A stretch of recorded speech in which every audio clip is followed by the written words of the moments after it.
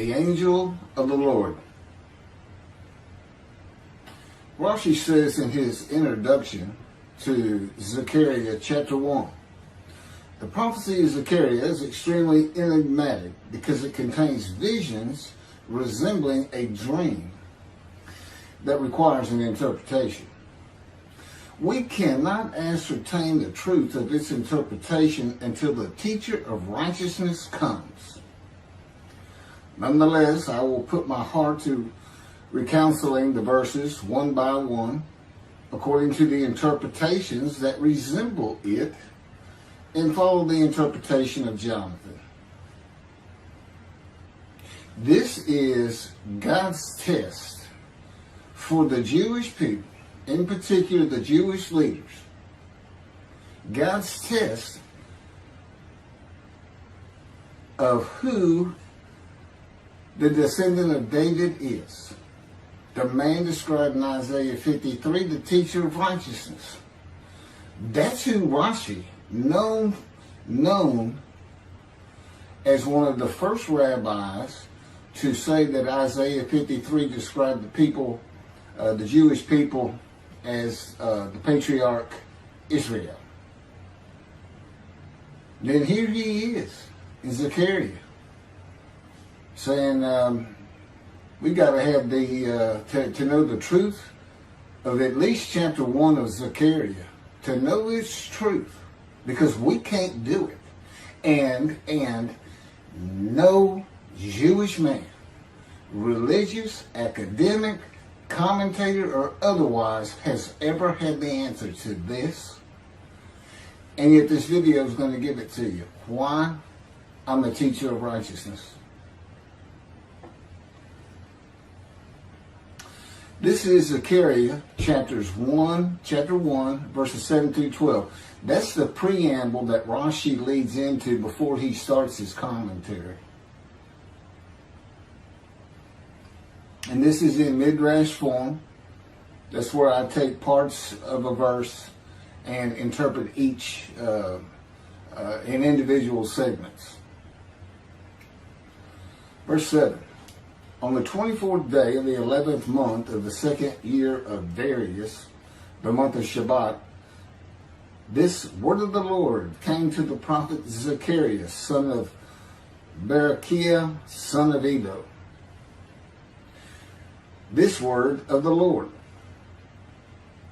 This verse continues with, in the night I had a vision, which is not a word of the Lord.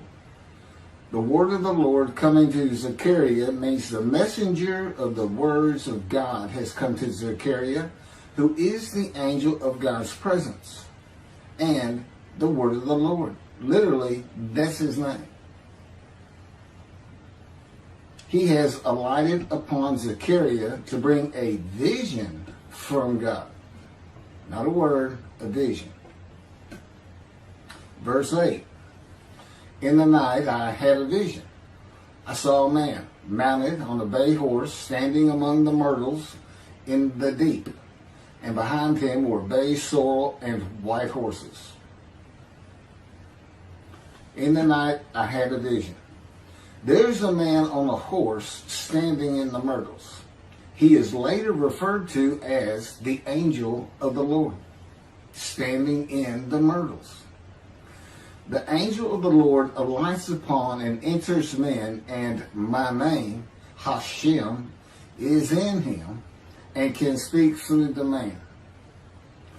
Zechariah has an angel with him who is his guide in the vision.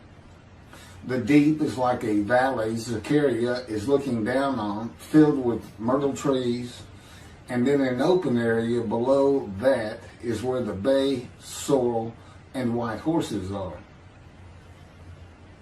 Verse 9. I asked, what are those, my Lord? And the angel who talked with me answered, I will let you know what they are. What are those, my Lord? Zechariah is not talking to the angel. That's an angel. It's not my Lord. Who answered, but who never lets him know what they are. he is asking the man standing among the myrtles on a bay horse about the horses in the open area and calls him my Lord. Verse 10. Then the man who was standing among the myrtles spoke up and said, these were sent out by the Lord to roam the earth. Then the man who was standing among the myrtles spoke up and said, again, this is Midrash form. Okay, so the man standing in the myrtles answers the question of Zechariah, not the angel who is with Zechariah. Verse 11, and in fact, they reported to the angel of the Lord, who was standing among the myrtles. We have roamed the earth and have found all the earth dwelling in tranquility. And it's just like a dream. We have horses talking. You know, there could have been birds. Anything that can go far and go a long ways out and then come back. In this case, for this story or for this dream that was given to Zechariah, it's horses. And in fact, they reported to the angel of the Lord. They who reported are the horses who have gone to and fro throughout the earth, and they spoke the report to the angel of the Lord, who was standing among the myrtles. The angel of the Lord, who was standing among the myrtles, has alighted upon and entered the man standing amongst the myrtles. The angel of the Lord is using this man as his visible presence. You cannot see the angel of the Lord. Just as he once used a burning bush for his visible presence, and God spoke through him to Moses. Not just as his visible presence, he also used the man to say, these were sent out by the Lord to roam the earth. In other words, it sounded like the answer was coming from this man. But it's coming from the angel of the Lord, and God is in that angel, his presence. Because that's the angel of his presence. You can find that in Isaiah chapter 63. I don't recall the verse. I never see anything on the angel of his presence. Wherever God's presence is, the presence that enters the temple, I never hear any mention of the angel that has to be with him. Why? It's the angel of his presence, who is the angel of the Lord. Yeah, I believe, and I'm not certain about this, but I've heard it at least one or two times, and that is Christianity believes the angel of the Lord is Jesus Christ. Thereupon the angel of the Lord exclaimed, O Lord of hosts, how long will you withhold pardon from Jerusalem and the towns of Judah, which you placed under a curse 70 years ago? Thereupon the angel of the Lord exclaimed. Okay, so the angel of the Lord exclaimed through the man. Zechariah heard the words come from the man standing in the myrtles. It is the only way Zechariah could have heard the words. The angel of the Lord can only speak to the man he has alighted upon. Ezekiel describes this as, a spirit entered into me and set me upon my feet, and I heard what was being spoken to me. O Lord of hosts, how long will you withhold pardon from Jerusalem and the towns of Judah, which you placed under a curse 70 years ago? The following verses are from the book of Isaiah regarding this curse. Isaiah chapter 43, verse 2. So I profaned the holy princes. I abandoned Jacob to proscription and Israel to mockery. That, of course, is God speaking. The profaning of the holy princesses is God's prophecy of the banishment of King Jeconiah and all his offspring from ever ruling over Judah and Jerusalem again. The line of the kings of Judah ended. The line described king by king in the first book of the New Testament of Christianity. the line of Jesus. The abandonment and mockery are God's prophecy that the northern kingdom and the southern kingdom of the Israelites would be defeated and deported from the promised land. Isaiah witnessed the deportation of the northern kingdom, but the deportations of the southern kingdom were many years after his death. This is chapter 43, verses 5 through 7. Fear not, for I am with you. I will bring your folk from the east, will gather you out of the west. I will say to the north, give back, and to the south, do not withhold. Bring my sons from afar, and my daughters from the end of the earth. All who are linked to my name, who I have created, formed, and made for my glory. Okay, this is God's prophecy that all the tribes of Israel would return from the Assyrian deportations of the tribes east of the river Jordan, that were Reuben, Gad, and the half-tribe of Manasseh, and all the tribes of the northern kingdom deported by Assyria, defeated and deported, and the Babylonian deportations of the southern kingdom. It is a prophecy that is specific to the Assyrian Babylonian exiles. This prophecy was fulfilled according to the books of Ezra and Nehemiah and their account of all 13 tribes returning to the southern kingdom of the lands of Benjamin and Judah. Jerusalem is within the lands of Benjamin, and his lands are considered part of the kingdom of Judah, since that is where the kings of Judah rule from. 10 tribes being lost and not returning is a myth. When the 7th month arrived, the Israelites being settled in their towns, the entire people assembled as one man in Jerusalem, as the man Israel, all of them.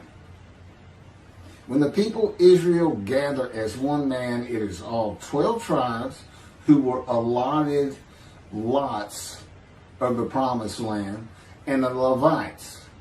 They did not receive a portion. They were allowed to go from lot to lot, tribe to tribe, and everybody was supposed to take care of them. The Levites, that would be Levi, the son of Levi, the priestly tribe without an allotment of the promised lands. Judahites and Benjaminites alone are not Israel, though all references to Israelites would include them. All of Israel had returned together to Jerusalem and Judah, mindful of the imported Gentiles in the northern kingdom, imported by the Assyrians, many of whom tried to stop the building of the second temple. This is why everybody returning, all 13 tribes, all went to Judah. The northern kingdom was occupied by Gentiles, I would assume Assyrians and Arabs.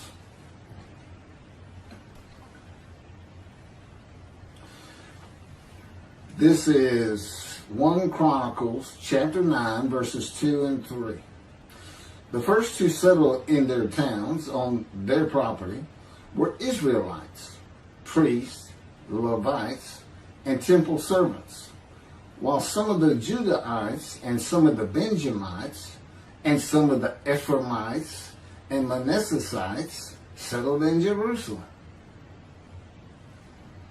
That would be Ephraim and Manasseh. Manasseh was such a large tribe, it had to be broken in. It was broken in two. Half of it set up, their allotment was east of the river Jordan by about where Edom would be. And well, that was the tribe of Gad. Not Edom, Gilead, where the Tishbite, Elijah, the Gentile, was an inhabitant. Ramoth Gilead. Manassites, Ephraimites, and Judahites were the tribes with the largest allotment of the lands of Abraham, and Jerusalem is in the lands of the Benjamites. Those are who just got mentioned. The 3 largest lot owners. Okay, Benjamin, that's where Jerusalem is. He's important. And of course the priests, the Levites. So Ephraim and Manasseh were not lost tribes, as many believe from writings outside of the Bible. There never were lost tribes according to the Bible.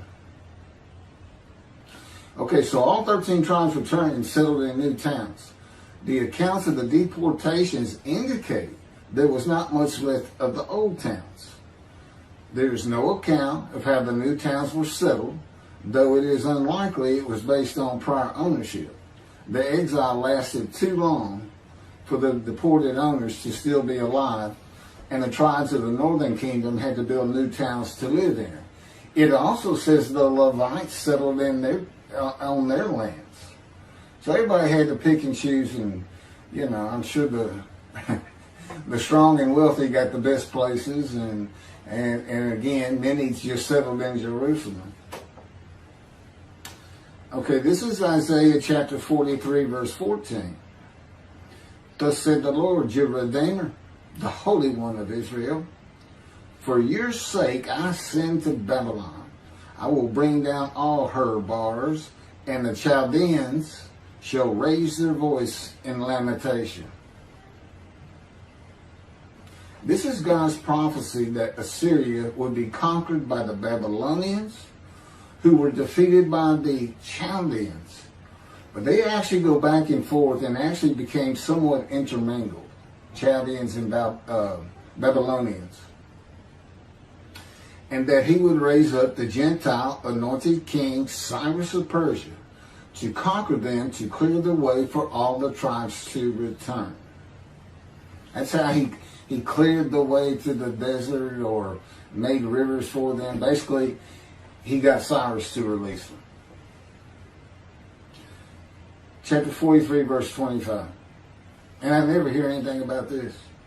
It is I who, for my own sake, wipe your transgressions away and remember your sins no more. Okay, this is God doing, and he says this, something new. I'm going to do something new for the Israelites.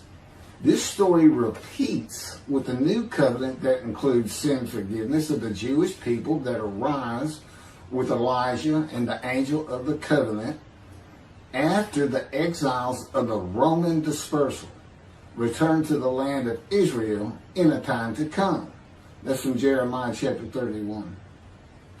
The Jewish people have returned from the Roman dispersal of them throughout the world, the diaspora, which means outside of the promised land, outside of Israel, to a land that lay desolate for more than 2,000 years until after the Holocaust, and they created the state of Israel in 1948.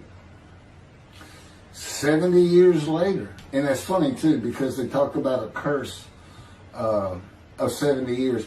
That 70 years, I believe, just applies to the last of 3 deportations of Judah and the defeat by the Babylonians, because the northern kingdom had been defeated and deported long before that, and the first to be defeated and taken to the lands of Assyria was Gad, the half tribe of Manasseh, the lands east of the river Jordan. 70 years later, the land blooms again, and Jerusalem has been rebuilt as a great city, larger than it was in ancient times, according to God's words in Jeremiah 31. The time to come to deliver the new covenant with sin forgiveness is here. That's very important for the interpretation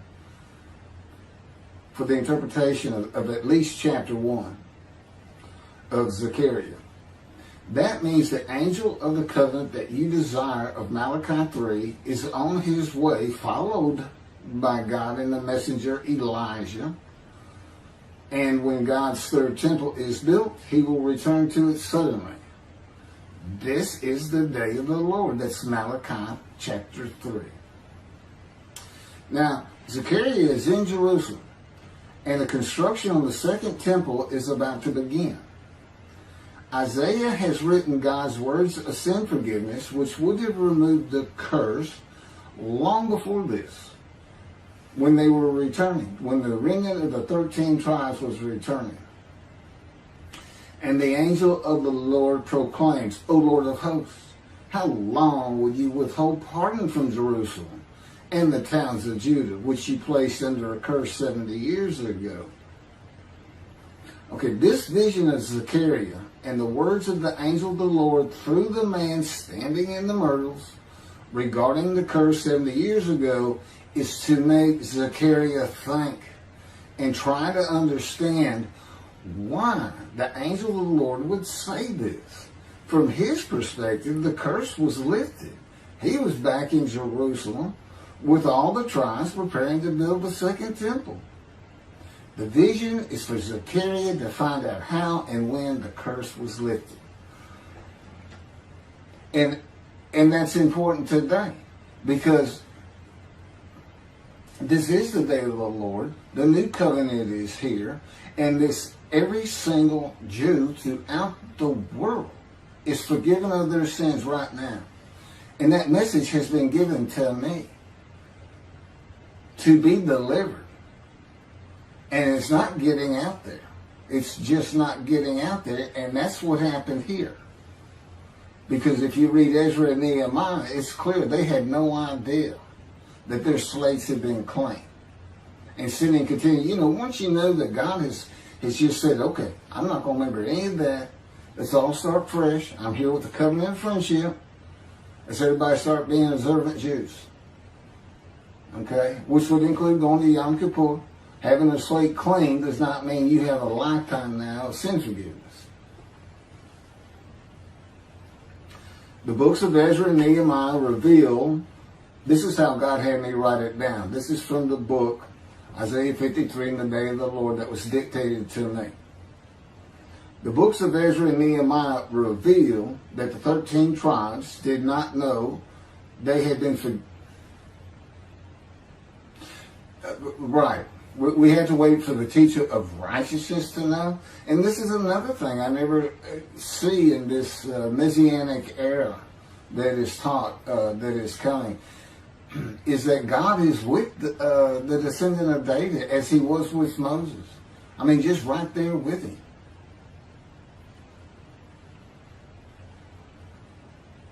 The books of Ezra and Nehemiah reveal that the 13 tribes did not know they had been forgiven of their sins to be a holy seed in the building of the second temple. If people know they have been forgiven and have a clean slate from past transgressions against God and his laws, they are more likely to stop their sinful ways and abide by his laws in the future. The scroll of Isaiah needs to be found and interpreted by Zechariah and the religious leaders so they will know of God's forgiveness of their sins. God will be returning before the temple is built. That would be the third temple, to test the devotion of his righteous servant and make him suitable for his purpose, which might prosper. That includes the building of the third temple. This would begin when his spirit alights upon the anointed one, Moshiach. His presence with his righteous servant will be necessary for the temple to be rebuilt. Islam will not freely hand over their third most holy site to Israel and abandon the Dome of the Rock Mosque, a mosque that sits on the Temple Mount purchased by King David for God, the most holy site of the Jewish people. With God is the angel of his presence who is already on the way. You want me to skip that? Okay, this has been covered in other videos more than once.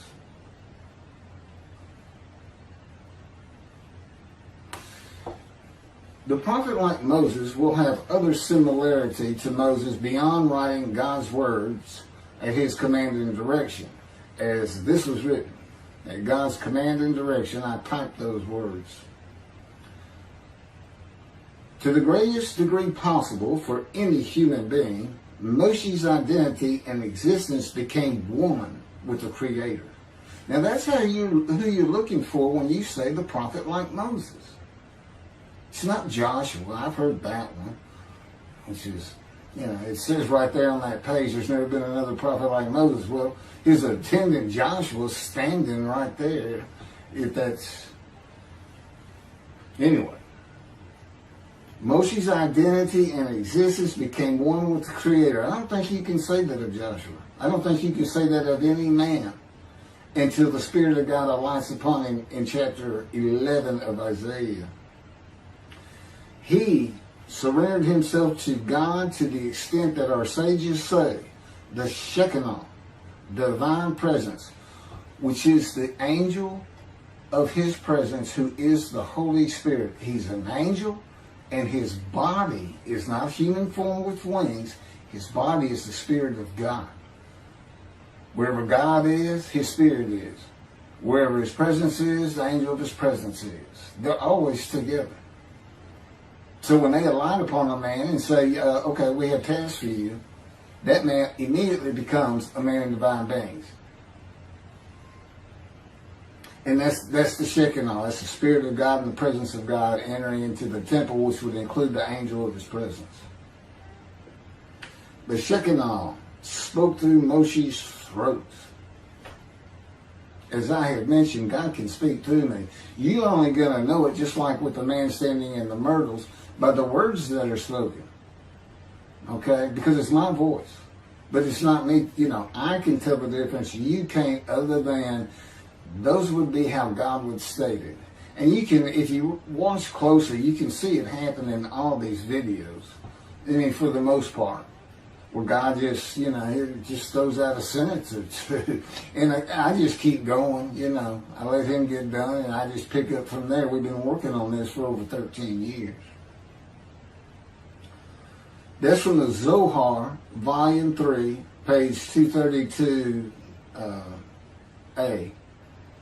And then it says, i.e., he was God's veritable mouthpiece on this earth. That's from the Sefer Hashikos 5749, Volume 1, page 290, and a footnote. The prophet, like Moses, will also have the answer to these questions. Quote, the great Jewish philosophers try to understand the question of how Moses heard God literally. Some insisting that God spoke actual words and Moses heard them with his ears, while others suggest that God's speech was communicated silently to Moses' intellect and only uttered in sound by Moses himself. Maimonides, Rambam, even as he affirmed the communication between God and Moses as a fundamental Jewish belief, ultimately conceded the mysteriousness of that process. The entire Torah reached Moses from God in a manner which is figuratively described as speech, but no one has ever known how that took place except Moses himself, whom that speech reached. That's commentary on the Mishnah, Sanhedrin, Chapter 1. Well, I have the answers, and I've been telling you the answers. God is in his Spirit. Spirit enters into you because we find it in Ezekiel. There's where God tells you. God was telling Ezekiel, get up on your feet. Ezekiel says, at that very moment, a spirit entered into me and I could hear the words of God. There it is. When he enters him. Now, he's not hearing that through his ears. There's the first question answered. It's not to your ears. And there is a silent knowing. That's what we call it, what God has taught me. Now, generally, I just hear words as though they came in through my ears and they're in my mind, as though my eyes and my ears have perceived. But he can put just knowledge into my mind without uttering a word. And it's kind of can be pointed out easiest with when he comes to a man, and like he came to Samuel, and Samuel just says, here I am. It's as though before he speaks to you, and this is what happened with me, he put in a knowledge in my mind that the God of creation was about to speak to me. And so when he did speak, it was as though he had always been there speaking to me. Not unlike how Adam would have felt.